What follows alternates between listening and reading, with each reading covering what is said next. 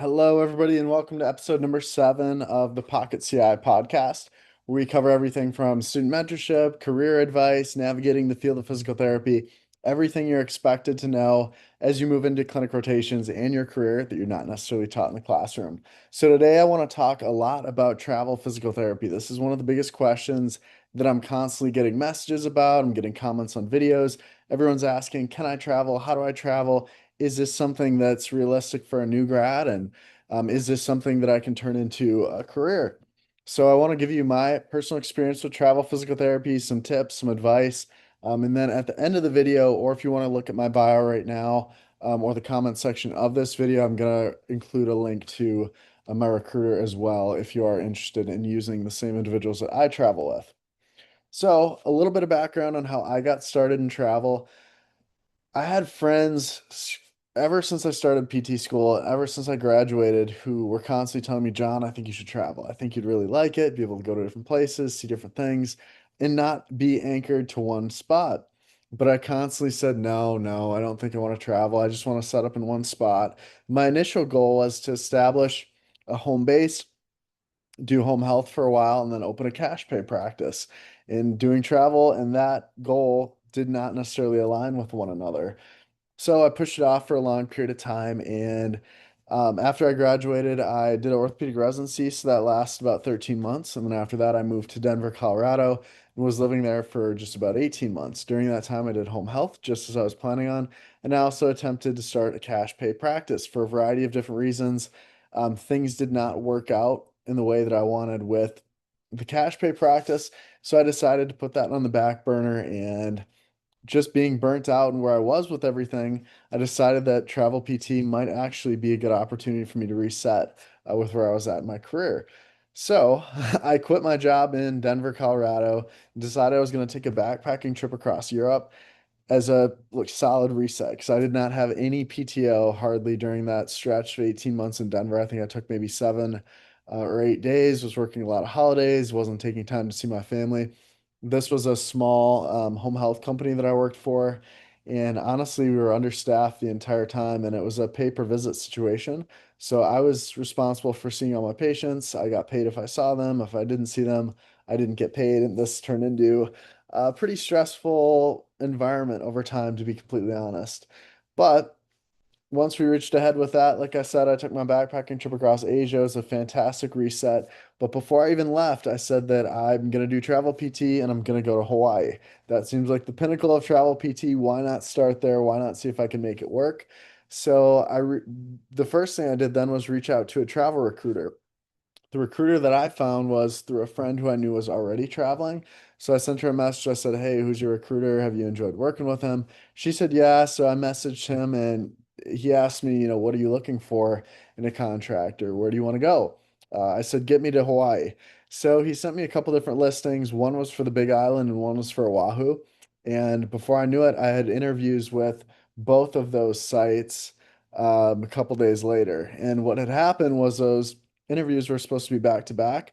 The interview for Oahu showed up. The interview for the Big Island did not. So it made my decision rather easy.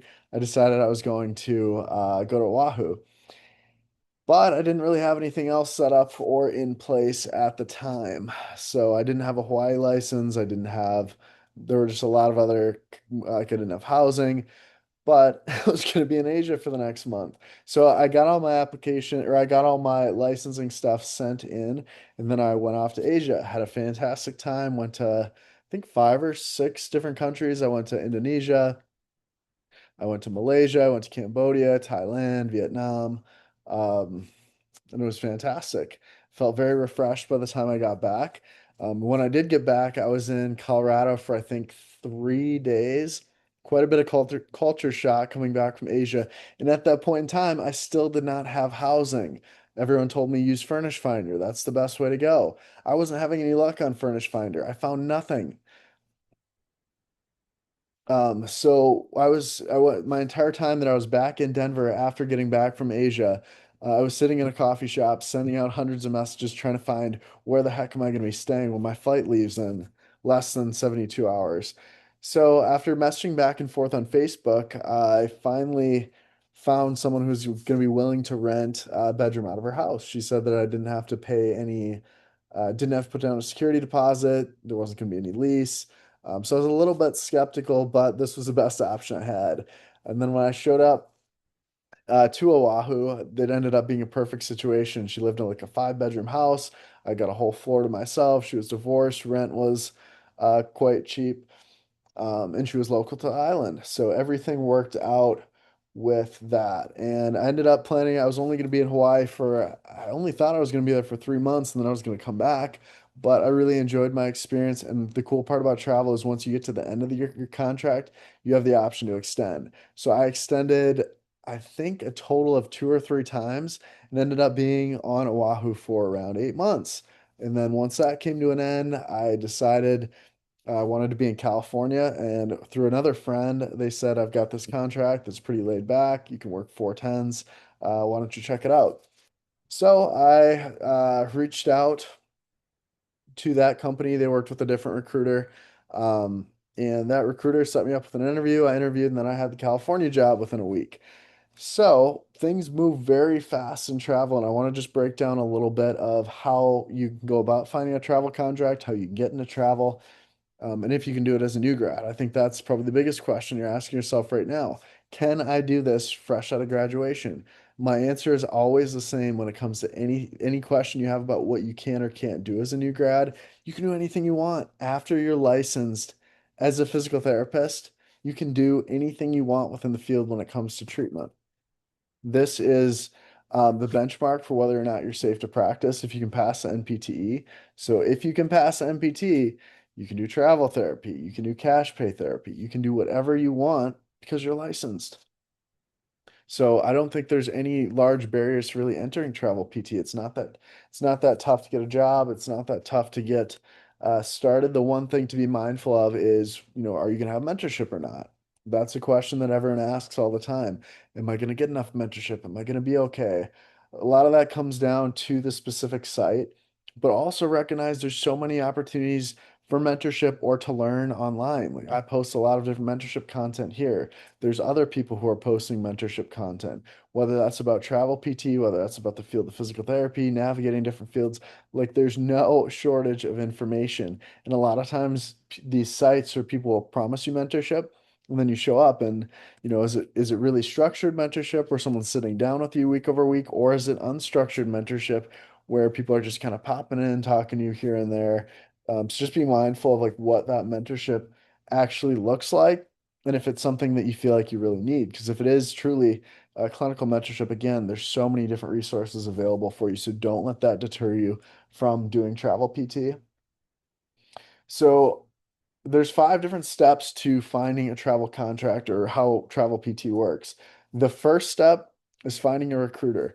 There's going to be a lot of temptation to sign up for these big sites where you put your name in to be contacted by a recruiter, and then all of a sudden your phone is going to be flooded with travel recruiters for the next 5 years, even after you take a contract. Like I still get probably 4 or 5 texts from travel recruiters daily, even though I'm not looking for a contract and haven't been looking for a while. I've got the recruiters I like. So what I'll always recommend is when you're looking for a recruiter, hold off on putting your name, your email, or phone number in any list. Instead, what I want you to do is reach out to someone who's trusted.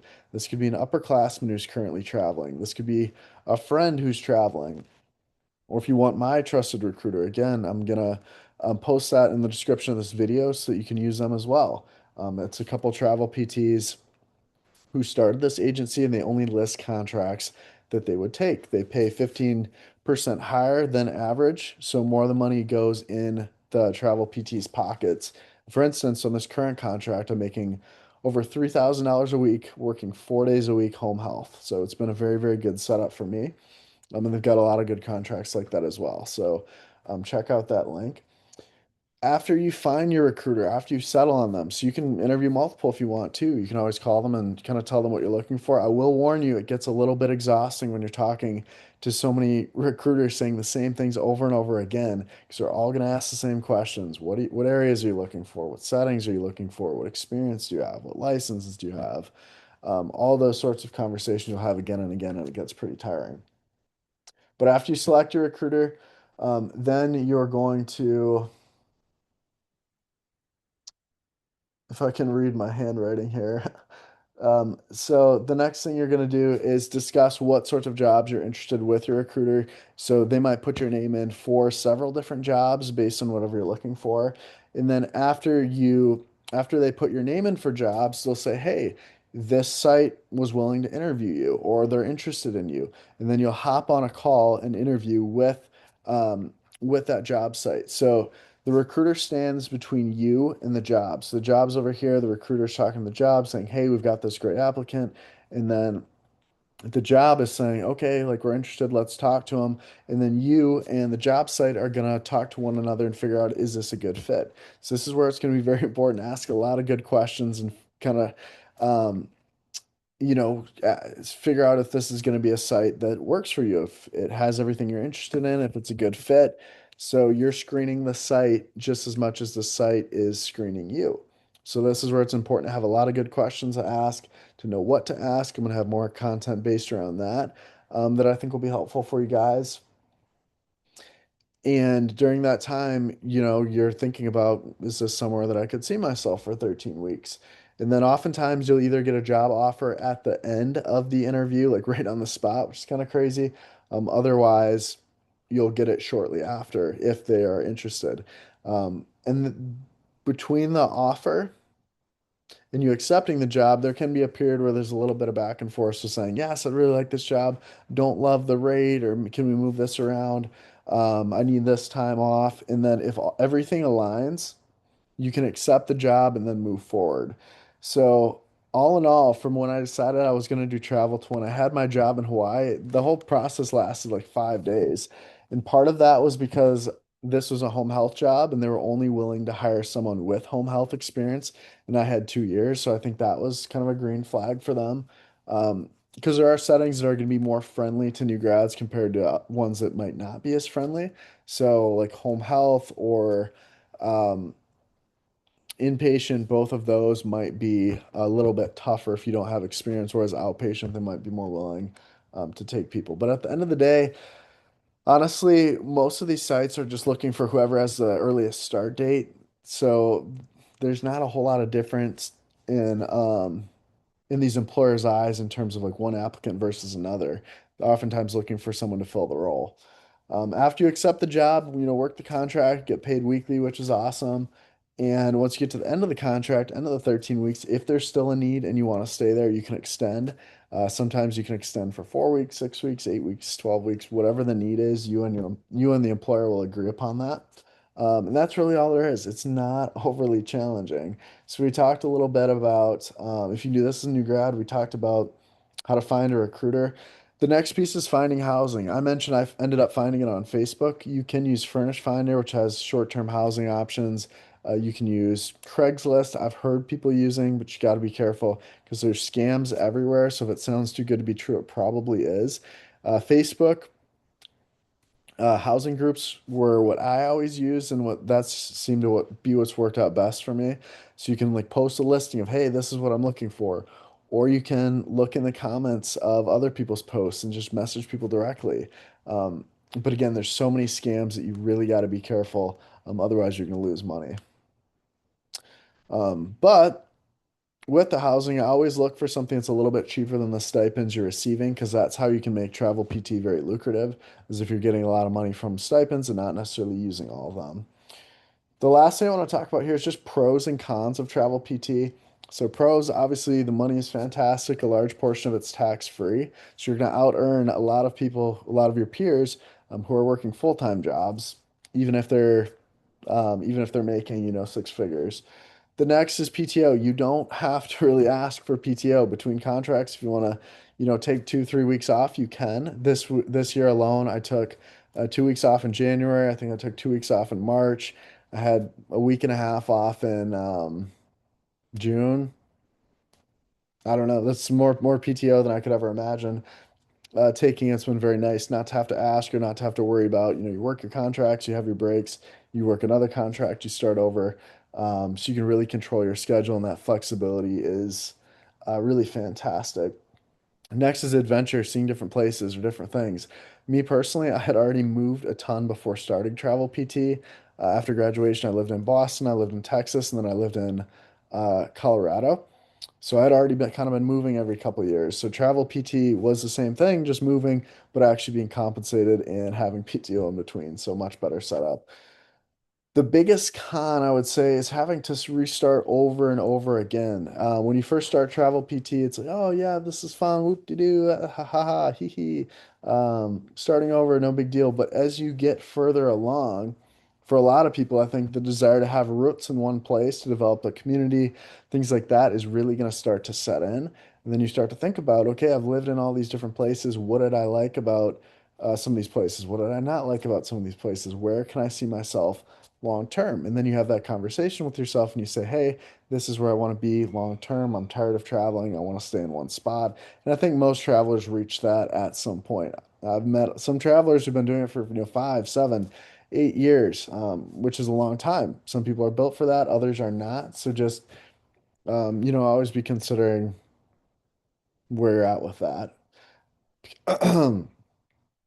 And then there's just other pieces you have to have in line too, such as your tax home setup and things like that. That's not really the focus of this video, but just know that there are other considerations in terms of maintaining a tax home and just making sure that everything's set up so that you are doing things the right way. So this was a little bit of an overview into travel PT. If this sounds like something that's interesting to you, making more money, having the opportunity for adventure, having a lot of flexibility. Like I said a couple times throughout the video, I'm gonna link to my travel agency below. And if you fill out that form, they're not gonna bombard you. They'll text you once. If you want to hop on a call, they'll call you once and then just give you an overview of what sorts of opportunities are out there, whether you're a new grad or whether you're someone who's been a PT for a while and is interested in doing something different. So hopefully this was helpful in giving you a little bit of insight. If you have questions, drop them in the comments. Otherwise, we will see you in the next episode.